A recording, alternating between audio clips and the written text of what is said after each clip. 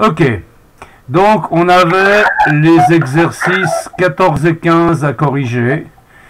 Et puis, 14 et 15... Ah, j'ai pas les énoncés ici. Tac. Oh là là, faut que j'aille chercher ce truc maintenant. Bon, écoutez, les énoncés, je les ai sous les yeux. Donc, je vais pas ressortir les énoncés. Ok. Quelqu'un veut présenter la correction du 14 ou du 14? À part ça, c'était pas 15 et 16, mais... c'est pas grave, mais... J'ai vu que c'était 15 et 16. 15 et 16, je sais plus. J'avais dit 14 et 15 ou 15 et 16. 14, on l'avait déjà fait, alors c'était 15 et 16. Oui, d'accord. Okay. Je sais plus. Qu'est-ce que je vous ai dit? Non, moi j'ai dit 14 et 15. Je regarde le cours de la dernière fois, c'était 14 et 15. Tu veux présenter le 14? Mais alors pour ça, il faut que j'aille ouvrir Moodle. Tu l'as remis sur... Okay. Vous l'avez remis sur Moodle, l'exercice? Mais attendez, parce que pour aujourd'hui, c'était marqué 15 et 16, mais la dernière fois, c'était 14 et 15. Ah ouais, ok. Ah! Bon, mais le 14, on l'a déjà fait ou pas? Je me souviens plus, honnêtement. Bah, vous avez mis l'exercice en lien déjà dans le cours de la semaine passée, donc oui. Ok, Bon. alors on fait le 15, ok? Alors, le 15, attends, il faut que j'aille sur Moodle. Tu l'as mis sur Moodle? Moi oui, les autres je sais pas, mais moi oui. Ok, alors, Moodle.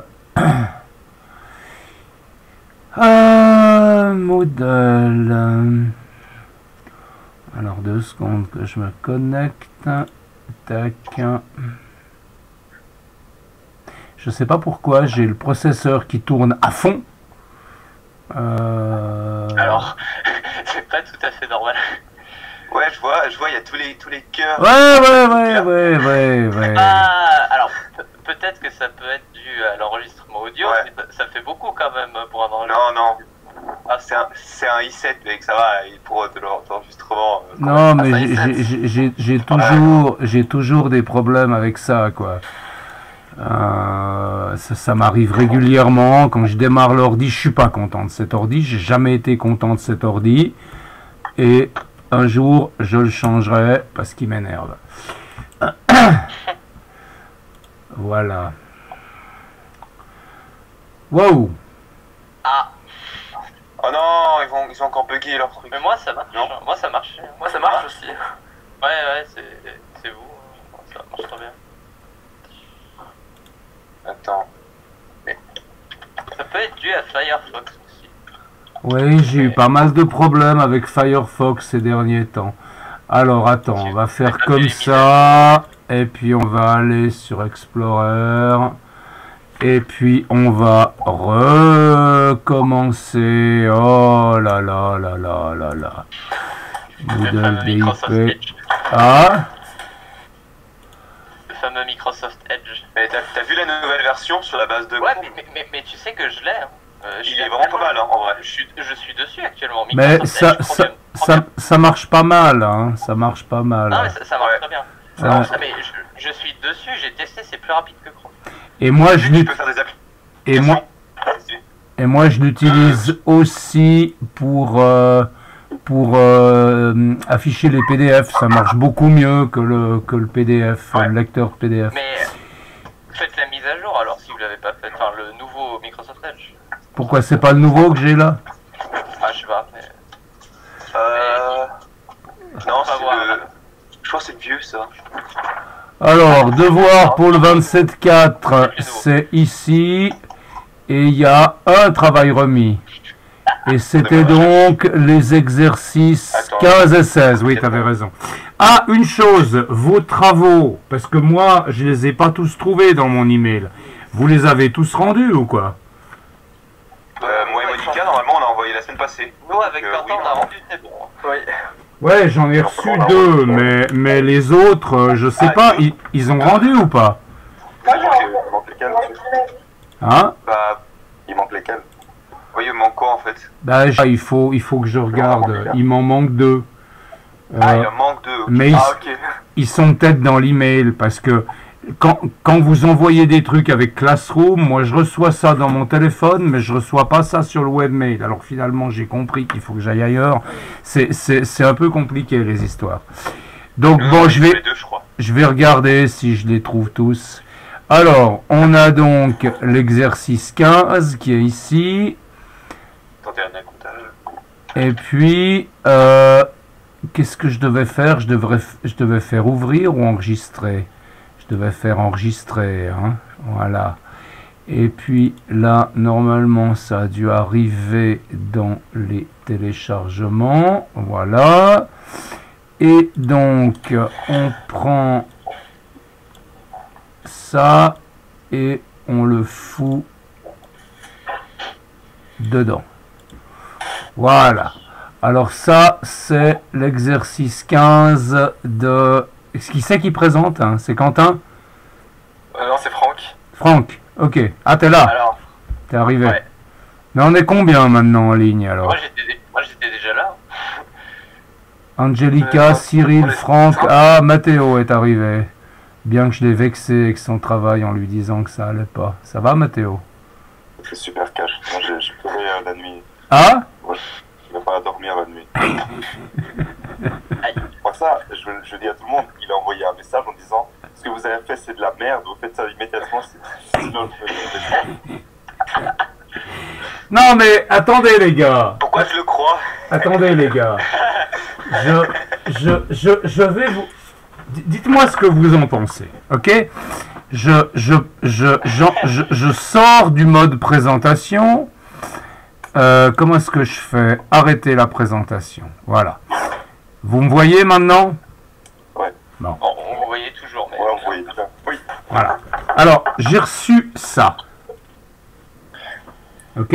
Ah, monsieur, Chapitre... ça, on pensait que c'était un questionnaire où il fallait répondre. Le nom du chapitre 1, c'est A.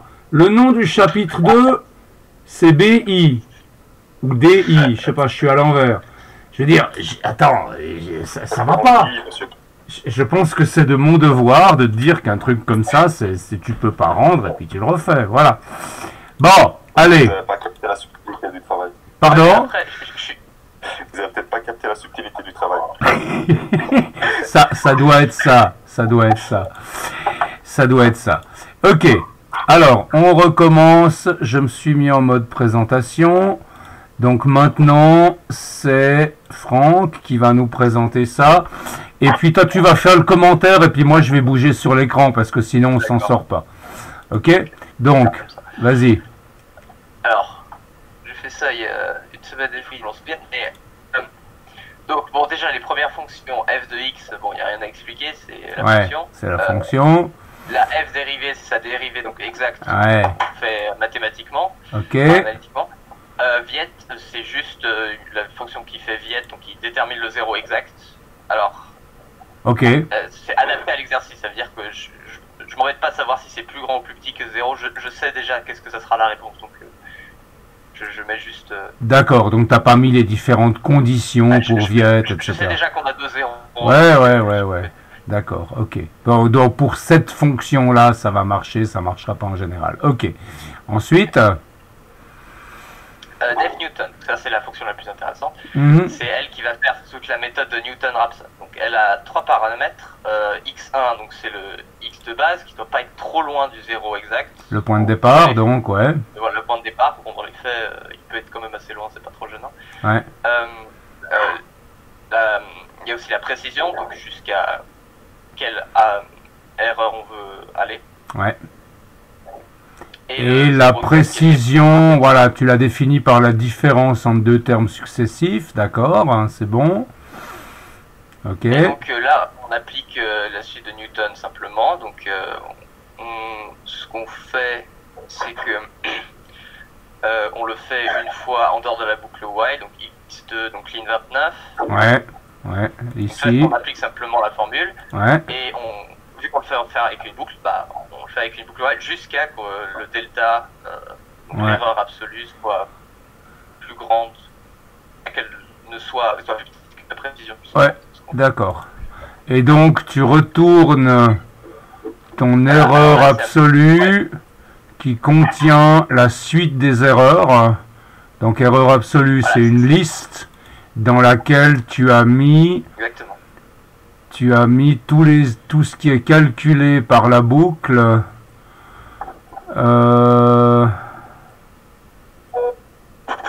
For value in 0 approx et 0 approx, c'est la suite des points. Hein, c'est x1, x2, x3, x4, etc. Ah, et puis tu définis erreur absolue comme la valeur absolue de la valeur moins les... de la valeur dans 0 approx moins le 0 exact. D'accord, ok. Ok, ça marche. Et ça nous permet d'obtenir une liste avec les erreurs absolues à chaque itération, et c'est ce qu'on veut pour le graphique. Exactement. Exactement. Voilà. Et puis après, tu calcules ton 0. Donc ça, c'est la partie exécutable du programme. Tu commences par calculer le 0. Tu fais... Ouais. Ok, tu fais l'erreur absolue. Et puis tu printes l'erreur absolue. Length, erreur absolue. Attends, c'est quoi là? Pourquoi tu as mis 2 fois? Oui, j'ai jamais compris la meilleure façon de faire ça, mais ça marche. On utilise linspace et il faut mettre... Parce qu'on veut tous les points de 0 au nombre d'itérations. Ouais. Et il faut encore préciser le nombre d'itérations pour que ça... Peut-être qu'on n'a même pas besoin, mais je crois mais que ça te donne le saut. Ça te donne le saut, ouais. Ça. Ça donne le nombre de points.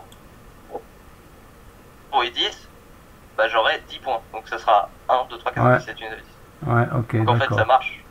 Je sais même pas si on est obligé de le mettre d'ailleurs, j'ai pas testé, mais peut-être qu'on n'est même pas obligé de le préciser. Ouais, je pense peut-être pas. que ça fait un saut de 1 par défaut, j'en sais rien. Ouais. Et puis après, ici, tu as fait un graphique logarithmique. Ok. Alors, on le fait tourner. Ouais, là, tu as pas mis le PLT CLF. C'est pour ça que tu te chopes le graphique de... Hein, je vais le rajouter là, plt.clf, pour éviter ces graphiques précédents. Ok, et puis ça démarre comme ça. Ça, c'est le nouveau graphique. Ok. Alors, qu'est-ce que ça affiche? Ça affiche rien? Si. Point de départ 2. Donc tout ça, tu as fixé dans le code. Où est-ce que tu as fixé ça dans le code?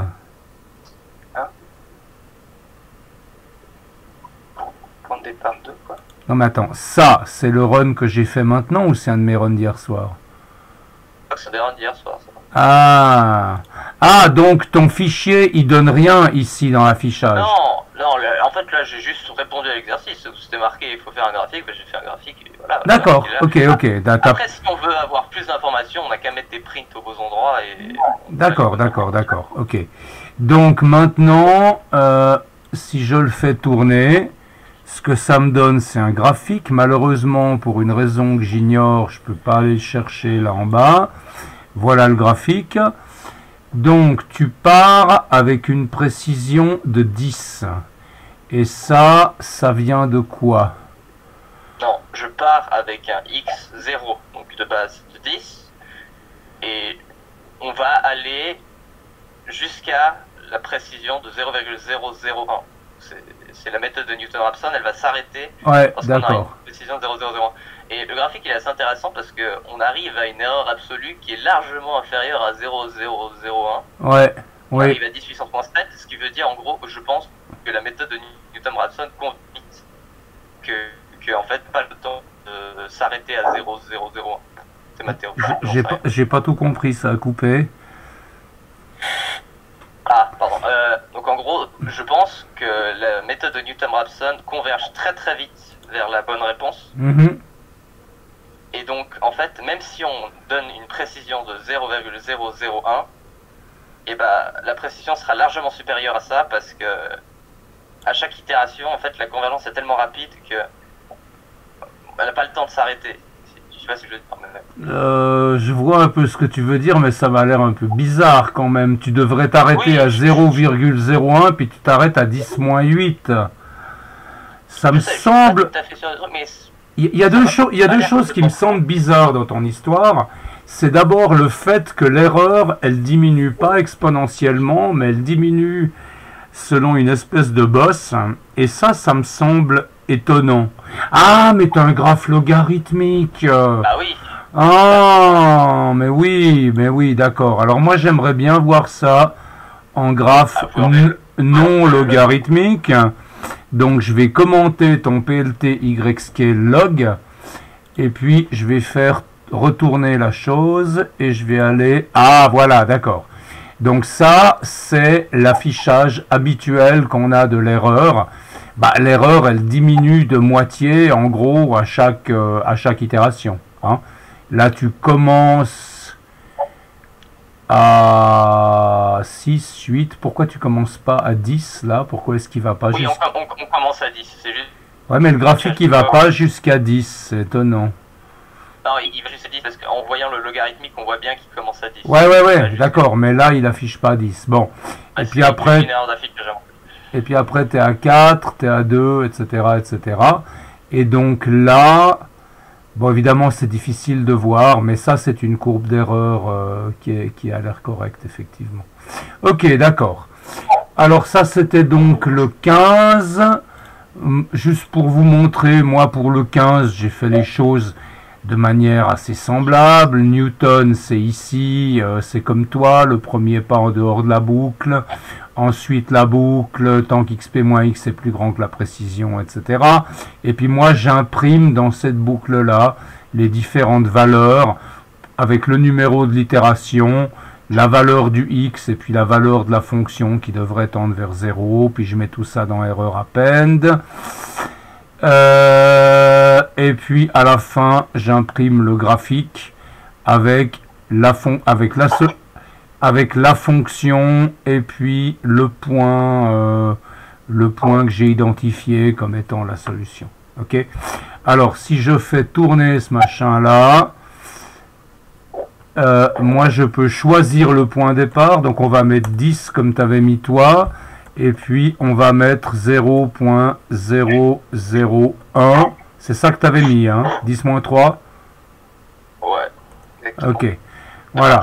Donc là, ça me donne les différentes itérations. Itération 1, je suis à 4,95, 2,54, etc.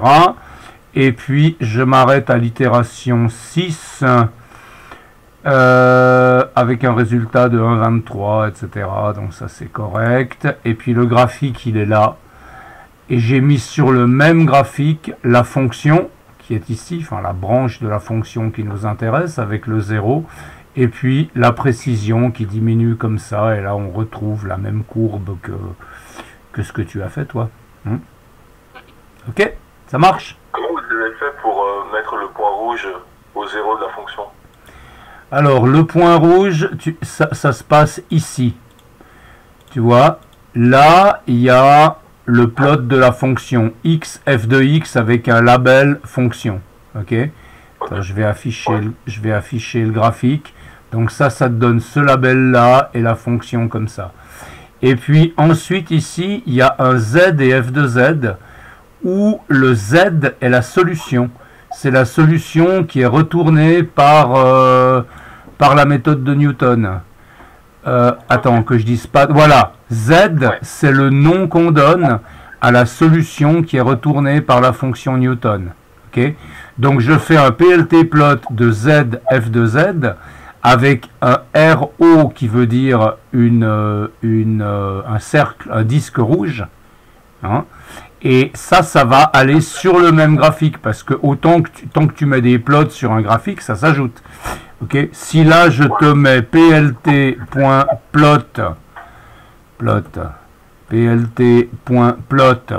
de 2,2, on va essayer. Et puis ça, je le veux en green. Je veux un point vert. On va essayer. Ok. Si maintenant je fais tourner, point de départ 10, précision 0.001. Et je regarde le graphique, tu vois, ça m'a bien mis un point à l'endroit de 2. D'accord? Donc, de cette manière, tu peux rajouter des choses sur un graphique Tu n'es pas obligé de faire un seul PLT plot pour un graphique. Tu peux en faire plusieurs et ça va s'ajouter sur le même graphique. Ok? Moi, j'ai une question. Oui? Je comprends pas. Enfin, je comprends pas quoi. Enfin, sur le graphique de Franck, je comprenais, mais genre sur le vôtre, je comprends pas pourquoi on a deux. Ah! Ça représente quoi? Parce que ça, c'est la fonction. C'est la fonction 3x carré plus 2x moins 7. Simplement, j'en ai fait qu'une branche. Ok, parce que je suis parti de... je la plotte de 1 à 3. Tu vois, ici, j'ai pris le line space de 1 à 3. Ok, le line space. Maintenant, ce line space, je peux aussi le mettre de moins 1 à 3, par exemple. Et puis, si je fais ça, et que je donne les mêmes valeurs ici, sur le graphique, tu vois que là, ça va de moins 1 à 3. Donc là, tu reconnais la fonction qui avait cette forme-là. Et puis, le 0, je l'ai affiché là pour qu'on voit s'il est bien sur la fonction ou pas. Tu vois que le point là, il est sur l'horizontale à 0 à l'endroit où la fonction croise l'axe X. Alors, ça permet de voir si on est complètement à côté de la plaque. C'est clair que ça ne permet pas de voir les petites différences dans la précision.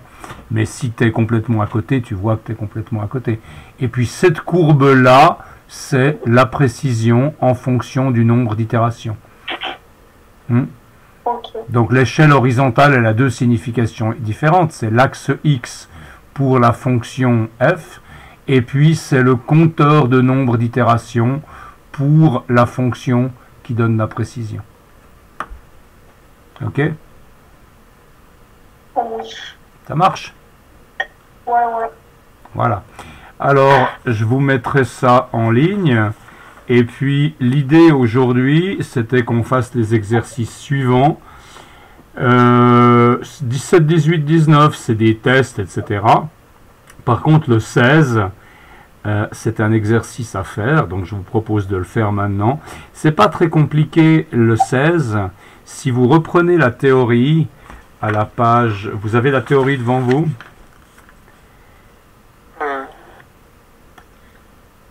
Si vous allez à la page 7 des notes du cours, paragraphe 3-4, c'est marqué méthode de la séquente. Et cette méthode de la séquente, c'est quoi? Eh bien, c'est le nom qu'on donne à la méthode de Newton quand on utilise une approximation pour calculer la dérivée. Donc ici, dans cet exercice qu'on vient de corriger, la dérivée, on l'a rentrée à la main. On l'a calculée, la dérivée de 3x carré plus 2x moins 7, c'est 6x plus 2. Et puis, on l'a mis dans une fonction dérivée. Maintenant, la fonction dérivée, il faut la remplacer par... la fonction qui calcule la dérivée en approximant la fonction autour du point avec le f de x plus h plus f de x moins h divisé par h, ce qu'on avait fait il y a quelque temps. Donc il s'agit simplement de remplacer cette fonction dérivée par la fonction qui effectue la dérivée numériquement, de manière qu'on n'ait pas besoin de calculer nous-mêmes la dérivée de la fonction. Ok ? Donc il n'y a pas grand chose à changer, il faut simplement aller chercher la fonction dérivée qui calcule une dérivée, et puis la rentrer là-dedans, et puis évidemment il y aura un paramètre h à passer à cette fonction qui sera maintenant le pas de la méthode. C'est clair pour vous ce qu'il faut faire? Sur la feuille de l'exercice les 15 élèves, en modèle. Quand vous parlez, je vous entends vibrer, c'est pénible, je ne comprends pas bien ce que vous dites. Est-ce que les feuilles d'exercice ou de théorie, elles sont aussi disponibles sur Moodle? Oui, je les ai toujours mises sur Moodle, oui. Okay, merci. Mais vous l'aviez déjà, celle-là, il me semble. Ouais, je l'ai perdue. Tu l'as perdue, mais je peux te l'envoyer sur... je peux vous la mettre sur WhatsApp, si vous voulez. Oui, s'il vous plaît, merci. Alors, attends, il faut que je trouve ça maintenant. Ah, il y a ma barre qui se lève plus toute seule. Ah ben ça va, les processeurs se sont calmés. Donc qu'est-ce que je cherchais? Je cherchais... Bon, ben faites l'exercice 16 pendant ce temps.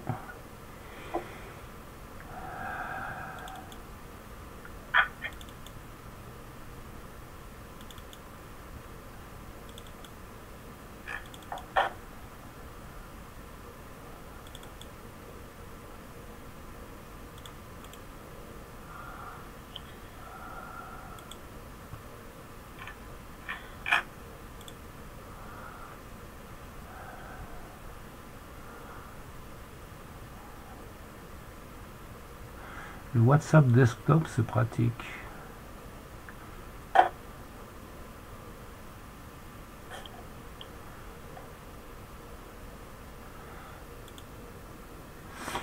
Je mets le fichier sur... Ah, ça marche pas.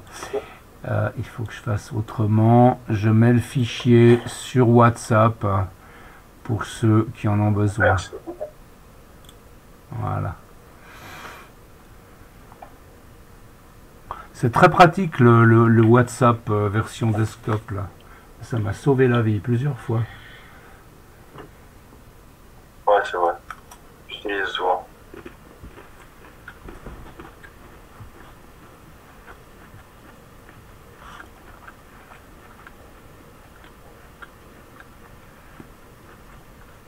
Bon, il va falloir que j'appelle ces affaires qui sont pas là aujourd'hui pour leur demander pourquoi ils étaient pas là.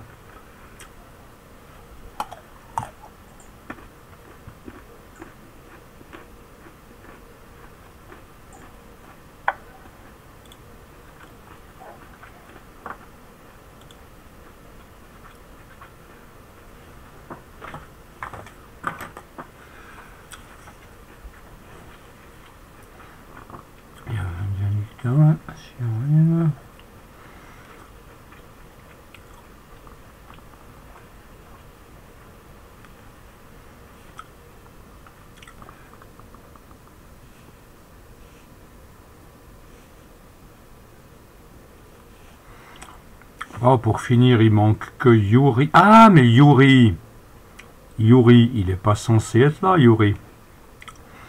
Donc, il nous manque finalement que Monica et Michael.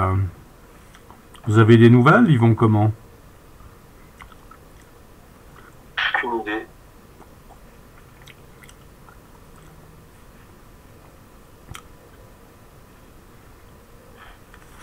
Mais Michael, il a ce problème de connexion.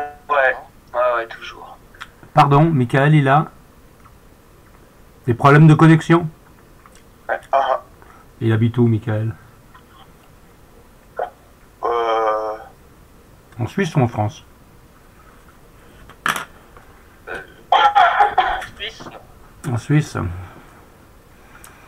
En France, ouais. Ah, peut-être. C'est possible. Ouais, dans sa maison secondaire, je crois, un truc comme ça, il m'avait dit. Ouais, non, moi maintenant j'ai ma nouvelle connexion Orange là qui marche. Elle marche, mais. En France? Ouais. Ouais, mais d'abord. C'est quoi comme connexion? Bah, c'est une connexion 4G Home. C'est un truc qui est disponible pour les gens qui n'ont pas assez de vitesse avec la DSL, comme moi. Et donc on leur propose une carte 4G avec un modem 4G, et puis je paye 35 € par mois pour 200 gigas de données. Bon, 200 gigas c'est vite parti, hein, si on regarde un peu la télé et tout. Moi j'ai fait l'erreur le mois précédent de justement regarder la télé, c'était cool, j'avais finalement une connexion internet rapide. J'ai regardé plein de trucs, hein, et puis après j'avais plus assez. Ok, vous y êtes dans cet exercice 15 16.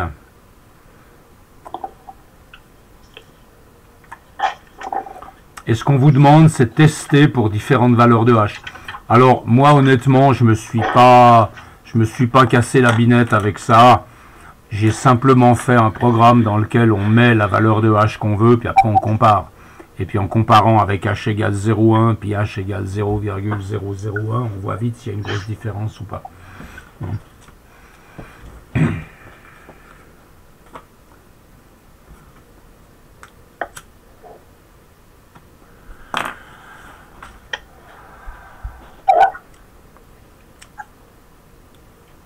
Ça se passe bien.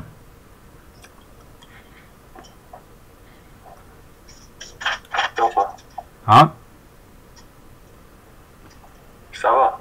Ça va. Mais pourquoi on parle de H alors que c'est plutôt DX? Je voudrais parler. Comment DX? On parle de la différence entre... La définition de la dérivée, c'est f de x plus h moins f de x sur h. Ou f de x plus h moins f de x moins plus f de x moins h sur h. Parce qu'en maths, on dit pas h, on dit plutôt DX. Dx pour la définition de la dérivée, tu m'étonnes un petit peu. Le dx, c'est dans la notation intégrale que tu utilises ça, mais pour la dérivée, Aussi. Bon, enfin écoute, tu veux que je prenne le cours sur la dérivée? Non, c'est bon, c'est bon. Je peux le reprendre, hein. Le cours sur la dérivée, il est là. Cours dérivé, il est là.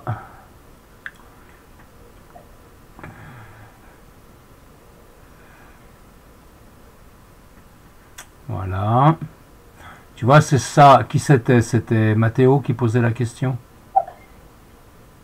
Philippe. Philippe. C'est ça. Tu vois sur mon écran la définition de la dérivée, là? C'est ce H-là dont je parle. Hein? Ok. Puis alors, tu nous présenteras ton exercice quand tu auras fini. Hein, Philippe? On essaye, on essaye. On essaye, on essaye.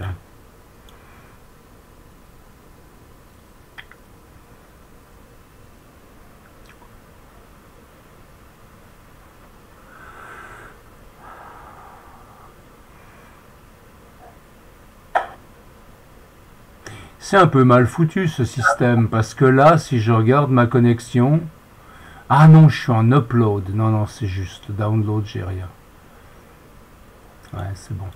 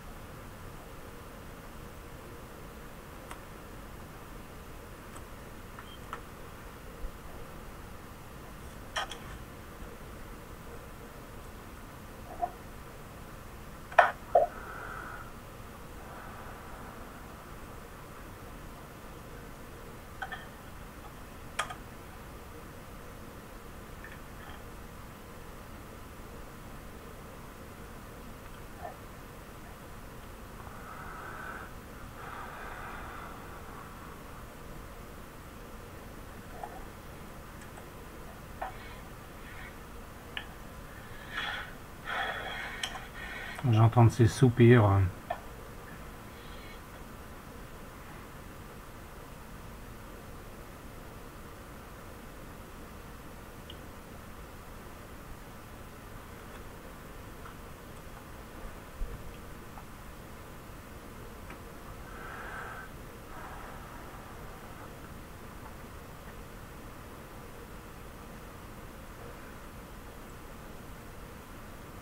Vous me dites quand vous y êtes, hein?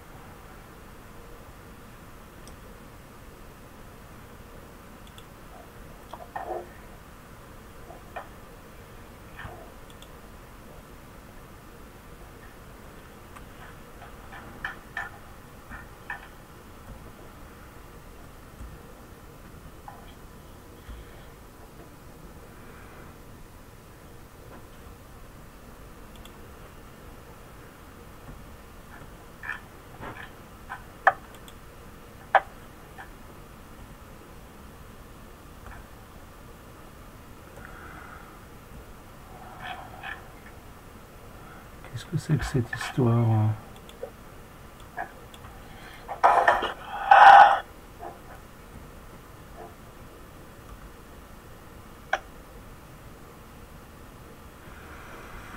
Ah non, c'est pas vrai.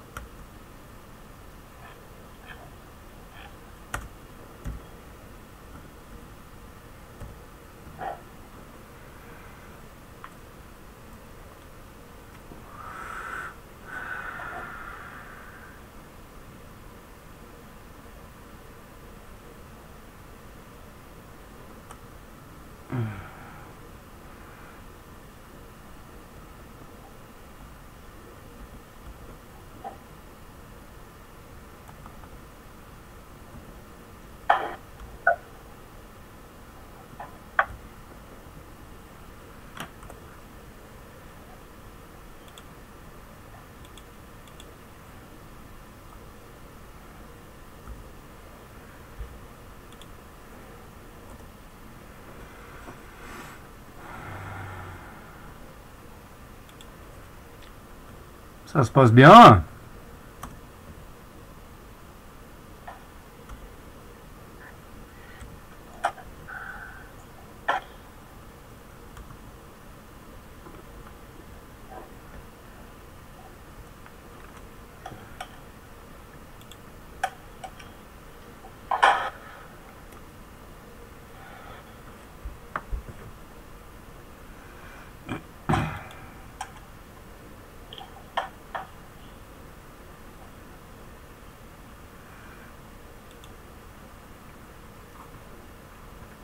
Je dois interpréter ce grand silence comme une marque de concentration, ou vous êtes parti boire un café?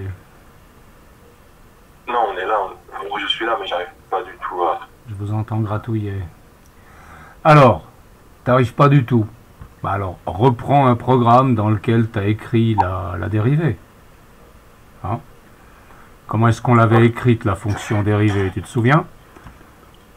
Bah moi mon programme, enfin personnellement, il est à l'école du coup. Pardon? Sur les PC de l'école. Enfin, Ah, vous n'avez pas accès depuis la maison? bah non. Bon, après, vous avez tous les corrigés dans le Moodle, vous pouvez les retélécharger. Ouais. Mais effectivement, si je vais dans dérivée et que je regarde les codes, alors je sais plus lequel il faudrait prendre. Non, non, non, non, non, non. Comment est-ce qu'on va faire?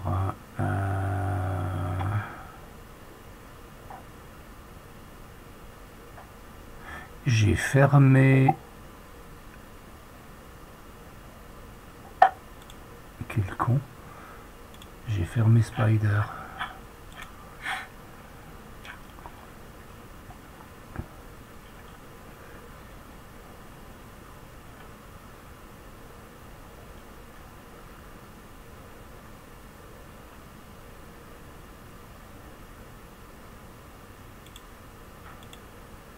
Bon, il est où mon Spider?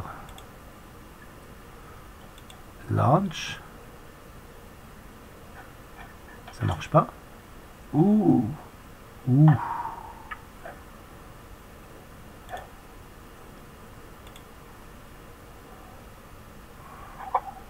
Oh là là là là là là là là.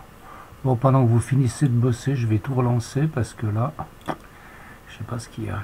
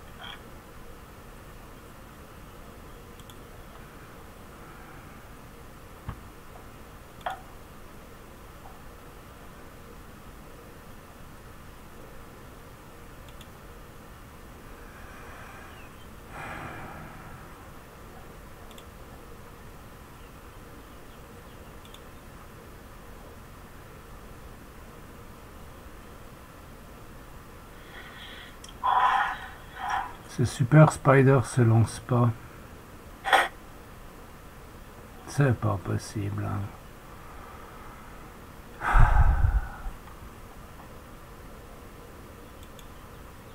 Ah, si. Si. Bon, on va quand même le corriger ou pas?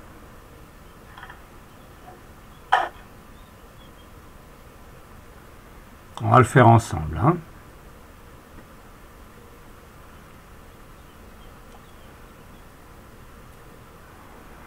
Voilà, on a Spider, c'est magnifique. Alors maintenant, je vais prendre... Vous venez avec moi ou vous en êtes où là? On vient, on est là. Voilà, donc maintenant... Ça, c'est pas le bon parce que ici, on a calculé... Ah bah non, voilà. Ça, c'est bon. Si vous regardez ce programme-là, qui est le programme qu'on avait utilisé pour comparer la dérivée calculée numériquement, donc ce f'1 qui vous retourne f de x plus h moins f de x sur h, c'est la définition que je vous avais montré tout à l'heure dans le cours. On compare ça à la dérivée calculée analytiquement à la main. Ok? Donc ça, c'est bien la formule qu'il faut pour calculer la dérivée. C'est juste ça. Ok? Oups! Qu'est-ce que j'ai fait là?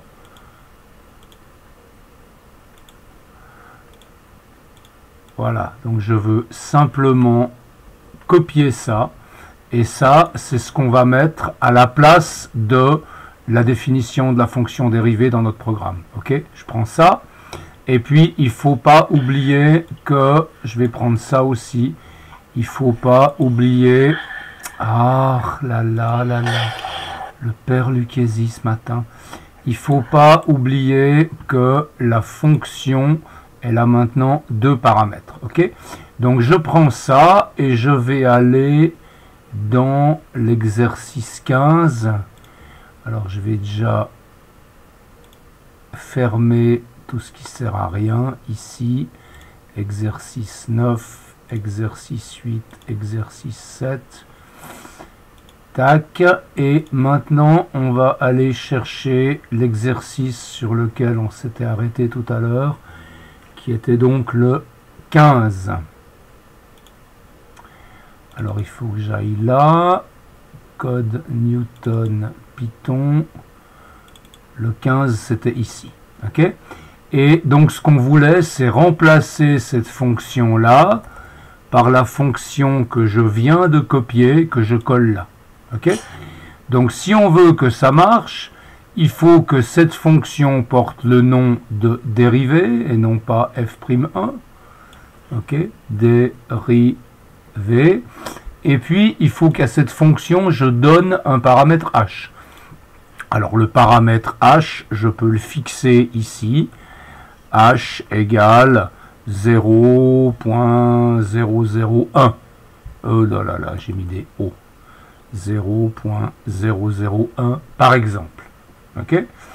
Et quand j'appelle la fonction dérivée, il faudra maintenant que je passe comme valeur non seulement le x mais le h.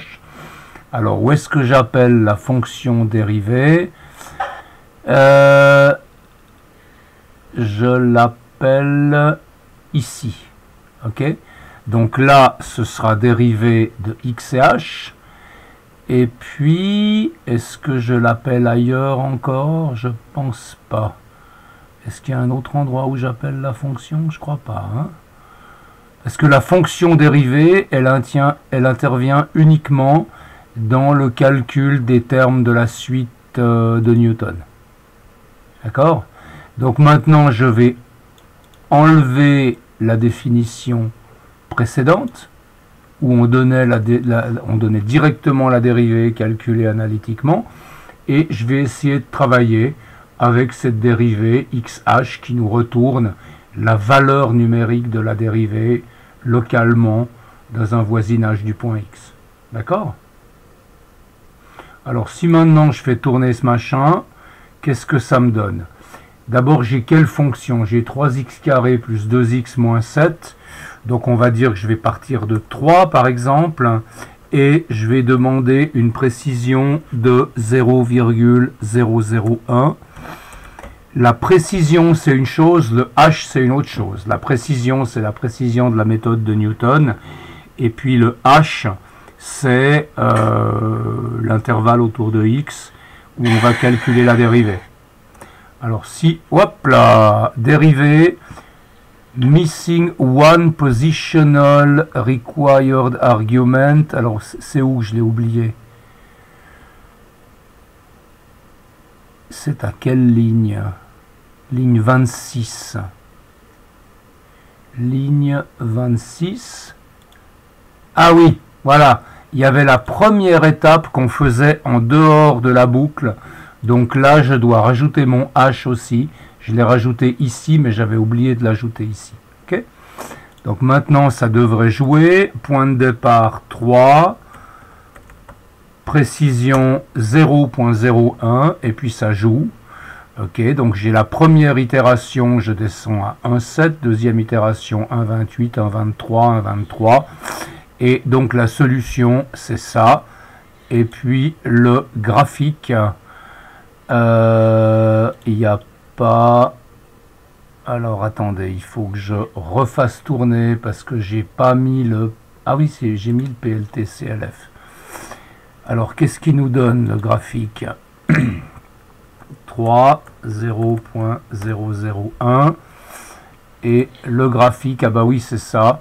Où c'est le même graphique qu'avant, oui évidemment c'est le même graphique qu'avant, où on a la précision et la fonction, et on a bien le 0 au bon endroit. Ok.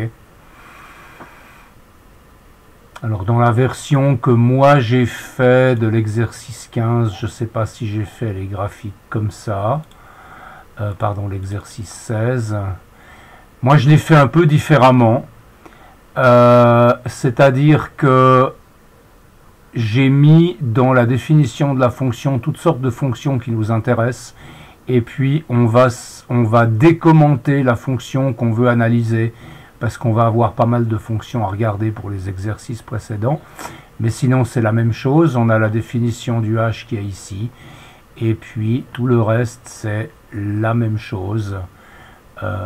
Ici la fonction dérivée, je lui ai laissé le nom f', bon c'est égal, et puis j'appelle f'. Au lieu d'appeler dérivée comme avant. Je remarque une chose, c'est que j'ai oublié de passer le paramètre h et ça marche quand même. Parce que le paramètre h, il est défini dans tout le code. Donc quand la fonction tourne, ça va aller chercher la valeur du paramètre h. Si je voulais être plus correct, je mettrais ici virgule h. Et puis, alors, il faut que je fasse ça aussi. Ici, f' de x, virgule h. Et puis, ou encore, hein, c'est tout, je crois. Là, il y a une seule fois parce qu'on a géré le calcul de Newton un peu différemment. Ok ? Donc si je fais tourner ça, maintenant ça devrait aller avec les mêmes paramètres 3 et 0,001. Ça me donne la même chose. Ok? C'est bon avec cette fonction-là? Ouais. Ça marche? Ok. Ouais. Ça, c'est la fonction 3x carré plus 2x moins 7. 3x carré plus 2x moins 7. Quelle gueule ça a? 3x carré plus 2x moins 7. C'est la fonction qui est en noir. Donc, c'est celle-là. Ok? Vous voyez ma souris ou pas? Non, vous ne voyez pas, hein? Non, ok. Donc c'est la fonction qui est noire et on voit bien que le résultat, il est que le 0 de droite, il est autour d'un 23, donc c'est correct. Maintenant, on va regarder d'autres fonctions. Ça, c'est l'exercice 17, par exemple. L'exercice 17, il vous dit d'utiliser l'exercice 16 pour résoudre une fonction x cube moins 2x moins 5, exemple que Newton a utilisé en 1671. X cube moins 2x moins 5, x cube, pardon, c'est x cube moins 2x moins 5, c'est la fonction en rouge. Ok? Donc on devrait trouver un résultat autour de 2. Ok? Alors on va essayer, on va voir ce que ça donne. Et donc je vais commenter ça et je vais prendre x cube. Où est-ce qu'elle est? X cube moins 2x moins 5, elle est ici. D'accord? Donc si maintenant je fais le calcul, je vais partir de combien? De 4. Hein? Allez, précision 0.001. Eh bien, qu'est-ce qu'on obtient? On obtient 2.094. Donc ça marche bien. On n'a pas de problème avec cette fonction-là. Ça nous donne le bon résultat. Ah, une chose qu'on n'a pas fait, c'est tester le h. L'effet du h. Okay? On pourrait se dire, le h dans le calcul de la dérivée, c'est une valeur importante. Hein? Et puis moi, je vous avais dit que je ne m'étais pas embêté à faire varier le h. Simplement, ce que je fais, c'est que là, j'ai un h de 10-4. Ça me donne un certain résultat. Maintenant, je vais mettre un h de 10-1 et puis voir si ça change le résultat pour voir la sensibilité du programme à tout ça. Ok, donc je mets les mêmes valeurs. Point de départ 4. Précision 0.001. Et qu'est-ce qu'on trouve? Ben, vous voyez que... Vous voyez la différence? Ouais, il y a une petite différence. 0,94551, 4551, voilà. Après le 1, ça commence à changer. Cette série-là, elle est légèrement différente. Mais vous voyez quand même qu'on est à 10-6 de différence. Et que donc, ces programmes-là sont très peu sensibles au choix du H. J'imagine que le choix du H sera plus important quand on a une fonction qui varie très rapidement. Mais là, ça fait très peu de différence. Donc autant utiliser un H moyen à 10-3, et puis voilà, ça marche très bien. Ok? On est d'accord que le point de départ, peu importe lequel on prend, ce sera toujours la même solution, si on garde... Pas tout à fait, pas tout à fait. Ça dépend... Tu vois, ici, tu as ta fonction. J'ai pris comme point de départ 4. Donc, avec le point de départ 4, je me suis évidemment approché de la solution qui est autour de 2. Si maintenant, je prends un point de départ à moins 4, ben, je vais trouver la solution à moins 2 normalement. Ok? On va essayer. On fait tourner. Ici, on part de moins 4. On prend la même précision de 10-3. Et qu'est-ce qu'on trouve? Ah mince. Qu'est-ce que c'est que cette histoire? Itération 1, moins 2, moins 7, moins 0,7, moins 11. Ben voilà, donc on a identifié un problème pour cette courbe-là. Alors, essayons de voir pourquoi on a un problème. Hein, c'est intéressant qu'on ait un problème. Vous voyez que ça oscille, que le x final, il part de moins 2, il va à moins 11, il revient à moins 7, moins 2, 0, moins 2, etc., etc. Alors, essayons de comprendre ce comportement en regardant la tête de la fonction. Ok? On part à moins 4. Ça m'a l'air quand même un peu étonnant, mais bon. On part à moins 4, on a une tangente qui descend comme ça, on va se rapprocher. Et puis ici, il doit y avoir un endroit où la valeur du x dans la série de Newton, il passe au-dessus de moins 2. On doit avoir une tangente quelque part qui fait que ça monte. Et puis après, on se retrouve dans cette zone-là. Et cette zone-là, comme il y a des pentes qui varient énormément, la pente change de signe, eh bien, ça va renvoyer dans la méthode de Newton, la tangente, elle va renvoyer les x suivants dans des positions complètement bizarres. Donc, si vous approchez de là, vous n'avez pas de problème parce que votre fonction, elle décroît. Si vous vous approchez d'ici, ben, vous avez un problème. Et donc, comme d'habitude, il faut faire attention quand on travaille avec des fonctions comme ça. Il faut toujours regarder le comportement de la fonction et voir quelle pathologie on pourrait avoir. Ok? Ah non, mais j'ai dit une connerie. Qu'est-ce que j'ai dit comme connerie? X cube moins 2x moins 5, c'est pas la bleue, c'est la rouge. Mais au pire, on peut les enlever vite fait. Enfin, je sais pas. Enfin, enlever Ouais, les... mais après, il faut que je les réécrive, donc ça, j'ai pas envie. Ok, mais je me suis trompé de courbe. La courbe qu'on a étudiée avec le programme, c'est la courbe rouge. X cube moins 2x moins 5. Et x cube moins 2x moins 5, vous voyez qu'elle a un seul zéro réel. Elle a 3 zéros au total, mais les deux autres zéros, ils sont complexes. Ce pas des zéros réels. Vous avez déjà fait de l'analyse des nombres complexes ou pas? Oui, mais qu'est-ce que vous avez dit là maintenant?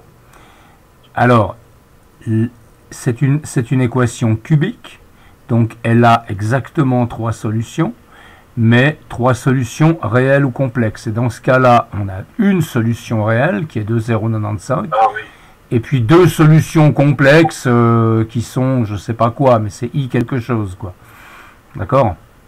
Et dans cette région-là, si on commence à moins 4, vous voyez qu'à cause de ces variations de pente, on n'arrive pas à aller jusqu'à 2, ou alors, oui, on y arrivait péniblement. Hein, on y arrivait péniblement avec toutes sortes d'itérations, et on arrivait effectivement à la bonne solution, mais on allait en avant, en arrière, dans les pas intermédiaires, en raison de ces pentes variables qu'on trouve entre moins 4 et 2. D'accord? Donc ça, c'est pour observer des pathologies qu'on fait ça. Ok? Oui. Ok, dans l'exercice 18, on vous demande de tester la méthode avec l'équation racine de x égale 0. Ok? Donc ici, je vais commenter cette fonction-là et je vais aller chercher la fonction racine de x qui est ici. N'oubliez pas le NP. Sinon, ça ne va pas reconnaître la racine. Okay? La fonction racine, si je regarde quelle tête elle a, elle est ici, la fonction racine. Okay?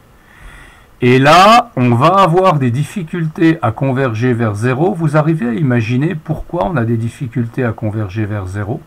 Parce que 0 est manifestement une solution. Hein? Parce qu'on ne peut pas faire la tangente sur ce point-là. Parce que, justement, si dx est négative... Ouais, tu pourras pas calculer la tangente, et puis tes tangentes, comme la courbe devient de plus en plus pentue quand tu t'approches de 0, tes tangentes, elles vont partir vers la gauche, et puis vers la gauche, la fonction, elle n'est pas définie. Racine de x, elle est définie uniquement sur les x positifs. D'accord ? Et donc, on n'a rien de l'autre côté qui nous permet d'implémenter la méthode de Newton. C'est une fonction qui s'arrête à 0. Okay? Donc, si maintenant je fais tourner cette histoire-là, que comme point de départ, je donne par exemple 2 avec une précision de 0,01, qu'est-ce que ça me donne? Eh bien, ça me donne une erreur. Hein? Et c'est carrément une erreur not a number parce que on ne peut pas calculer. Okay? Donc ça, c'est un autre cas qui vous montre que pour certaines fonctions, vous ne pouvez pas calculer la solution avec cette méthode de Newton. Il faut utiliser autre chose. Bon, là, c'est facile. On peut résoudre analytiquement. Okay? D'accord ? Et puis, la troisième chose qu'on aimerait faire, c'est tester votre fonction en résolvant x cube moins 2x plus 2. C'est l'exercice 19. Donc, je reviens à au choix de la fonction. X cube moins 2x plus 2. X cube moins 2x plus 2, il est où? X cube moins 2x plus 2, elle est là. Voilà. Et donc, quelle gueule est là, cette fonction? Regardons. X cube moins 2x plus 2. Maintenant, c'est la fonction bleue ici. On est bien d'accord, c'est cette fonction-là. Ok? Donc, qu'est-ce qu'on va trouver comme solution? Essayez de me dire, là. Si on part de 3, qu'est-ce qu'on devrait trouver? Ça va être compliqué, parce qu'il y a ce changement de pente. Ok? Tandis que si on part de moins 4, en principe, ça devrait arriver directement. On va essayer. D'accord? On va commencer par partir de moins 4. Vous êtes toujours là? Allô? On commence par partir de moins 4 et vous voyez que dans un nombre de steps raisonnable, 6, on arrive à la solution moins 1.769 et des brouettes. Et moins 1.769 et des brouettes, c'est exactement la valeur du 0 sur le graphique. Ok, là où ça s'intersecte, moi avec la souris je le vois, j'ai moins 1.769. Hein. Et puis de l'autre côté, qu'est-ce qui va se passer si on part de 4 par exemple? Alors essayons. Si on part de 4, on part de plus 4, on fait 0.001 de précision. Et là, vous voyez que comme dans le cas précédent qu'on avait discuté, on oscille, on descend à moins 44, moins 29, moins 19, et puis on remonte. Et pour finir, on arrive à moins 1.769, donc c'est correct, mais avec un nombre de pas qui est très important, qui est beaucoup plus important qu'avant. Ok? Donc ça, si une fois vous devez optimiser du temps de calcul, eh bien dans ce genre de choses, vous pouvez faire en diminuant le nombre de steps. Qu'est-ce qu'on pourrait utiliser comme méthode, par exemple, pour éviter ça? Qu'est-ce qu'on pourrait rajouter à ce programme pour éviter ça? Allô, allô? Pour éviter pour éviter ce problème, pour éviter que on parte de loin du 0 et puis que ça se mette à osciller avant de trouver le 0. Il y a une chose toute simple qu'on pourrait faire, qu'on a vu dans le cours, qui est le bracketing. Hein? On ne l'a pas fait dans cet exercice-là, le bracketing, mais on pourrait, si on fait le bracketing, on isole les sous-intervalles dans lesquels on a un 0, et puis ces sous-intervalles-là, ils sont petits parce qu'on les construit petits, et donc quand on démarre dans un intervalle, eh bien on démarre avec une des limites de l'intervalle, mais l'intervalle est court, donc on est près de la solution, donc on n'a pas de problème. Ok? D'accord? Ça marche?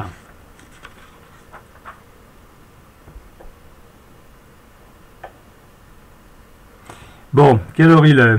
Il est 11h15. Est-ce que je vous fais la théorie sur le point fixe ou on fait ça la semaine prochaine? pour la prochaine. Je pense que ça va aller. Bon, on a déjà la feuille, nous? Ou Ouais, vous avez la feuille, mais c'est pas tout à fait évident, le point fixe. Bah, sinon, je peux vous donner en devoir pour la prochaine fois l'exercice 20. Hein. Ouais, on peut faire comme ça. Ou on le fait ensemble, l'exercice 20. Allez, on le fait ensemble. L'exercice 20, vous avez votre cours devant vous? Ouais. Alors, ça c'était cours dérivé, mais je veux quand même ouvrir le cours. Tac. Alors, ça c'était dérivé, résolution, cours résolution.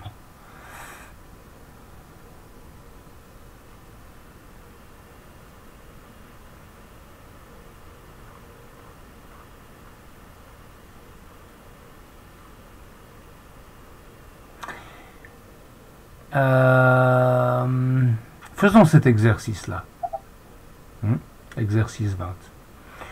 La méthode la plus ancienne pour calculer une approximation des racines carrées à la méthode de Héron. Alors elle a été décrite machin, et puis on vous dit la méthode de Héron peut être dérivée de la méthode de Newton-Raphson. Montrer que la résolution de l'équation x carré moins a égale 0 conduit avec cette méthode à la suite, à cette suite-là. Alors comment est-ce qu'on fait ça? Vous avez une idée? Il faut essayer, quoi. Il faut. Pour maths, il faut utiliser maths factoriel. Hein? Pardon? Il faudra utiliser maths factoriel, non? Maths factoriel? Pourquoi maths factoriel? Ouais. Parce qu'on fait les sommes, non? Quelque chose, j'ai l'impression. Non. Reprends le cours. Il y a deux choses dont tu as besoin dans le cours.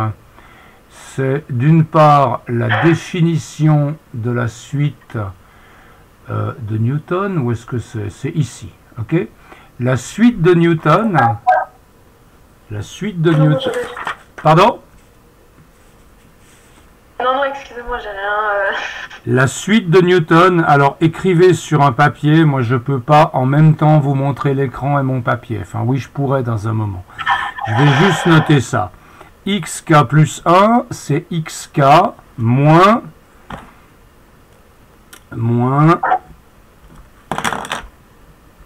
f de xk sur f' de xk.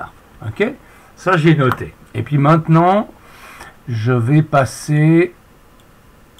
à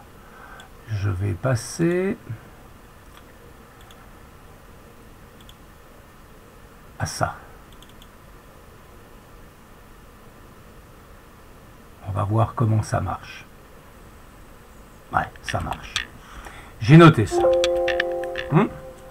Et puis, dans l'exercice, qu'est-ce qu'on vous dit? On vous dit de montrer que pour cette fonction-là, vous avez xk plus 1 est égal à 1/2 de xk plus a sur xk.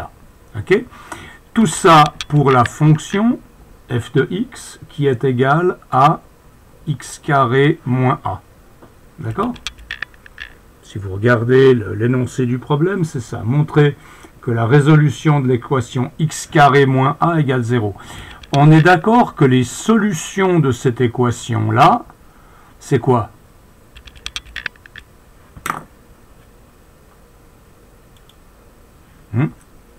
Allô, vous êtes là? Allô? Oui, c'est racine carrée. Ah, ok. La solution, c'est x égale racine carrée de a. Donc ça, c'est la bonne équation qu'il faut prendre pour calculer une racine carrée. Maintenant, la suite de Newton qu'on a définie comme ça, eh bien, on va la calculer pour cette fonction f de xk. Ok? Et puis, il faut qu'on connaisse la dérivée première. La dérivée première, c'est 2x. Ok?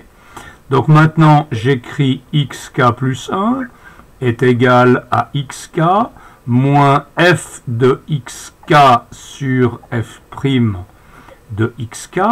Donc ça me donne xk moins f de xk qui est xk carré moins a divisé par f' de xk qui est 2xk. D'accord? J'ai juste pas compris un truc. Oui. Quand vous avez mis f de x est égal à x carré moins a, et après vous avez mis x est égal à racine carrée de a, je comprends pas ça, le x racine. Si tu résous cette équation-là, c'est juste pour expliquer pourquoi cette équation, c'est l'équation qu'on veut résoudre. Parce que la solution de cette équation, c'est racine de a. X carré moins a, enfin c'est plus ou moins racine de a. X carré moins a, c'est égal à x moins racine de a fois x plus racine de a. On est d'accord? D'accord? Donc, plus et moins racine de a sont solutions de cette équation. Si tu poses que c'est égal à 0, tu auras deux solutions, une solution qui est racine de a, une solution qui est moins racine de a. Donc ça, c'est bien la bonne fonction qu'il faut prendre pour calculer une racine. Et tu vois ce que je veux dire ou pas? Oui. Ok. Si tu prends la fonction x carré moins 2, hein, si tu prends la fonction... où est-ce qu'on est? Si tu prends la fonction x carré moins 2, qui est maintenant de nouveau en rouge, mais c'est cette fonction-là, elle passe ici à plus 1 414, qui est racine de 2, et puis là à moins 1 414, qui est moins racine de 2. Okay, donc c'est la bonne solution, c'est la bonne équation à résoudre pour trouver une racine. Alors maintenant, bah, on y est presque. Hein. Ça, c'est xk moins xk carré sur 2xk, mais là, on a les xk qui se broutent. Et puis, moins fois moins, ça fait plus a sur 2xk. Okay. Donc ici, on a quoi? On a xk moins xk sur 2. Donc ça fait une demi de xk. Et puis ici, on a une demi de a sur xk. Donc on peut factoriser le une demi. Et ça nous fait une demi fois xk plus a sur xk. Okay. Et ça, c'est ce qu'on voulait démontrer. D'accord? C'est pas x. Pardon? C'est pas moins pour je sais pas comment expliquer ça. Vous avez mis x moins xk au carré sur 2xk plus, ça serait pas plutôt moins? Bah non, parce que tu as moins et moins. Non, Ici tu as une parenthèse si tu veux. Je ne l'ai pas mise parce qu'il n'y en a pas besoin. Mais ton moins, il s'applique là-dessus. Par contre, tu as moins sur le a, ça te fait plus. Hein? D'accord? Ouais. Voilà, donc ça c'est la théorie pour l'exercice 20. Je vais peut-être vous laisser faire l'exercice 20 pour la semaine prochaine. Parce que si je commence maintenant à vous expliquer la méthode du point fixe, il y en a quand même pour un moment. Alors, oui, faites l'exercice 20 en exercice. Ok? Et puis, parce que là, on est arrivé au bout, quoi. D'accord? Ça marche? Merci.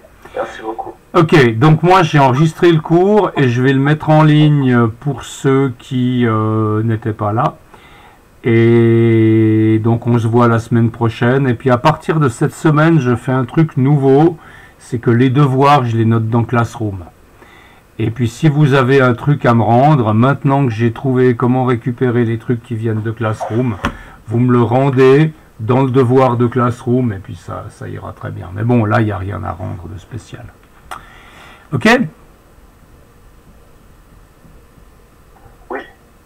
Oui. Ouais. Ok, ça marche. Bien, alors écoutez, bonne journée. Et puis, soyez sages. Et puis donc, dites, si vous les voyez, à Michael et Monica, que je mets la vidéo en ligne. Ok? Bonne journée. Au revoir. Bye bye, au revoir. Au revoir. Au revoir.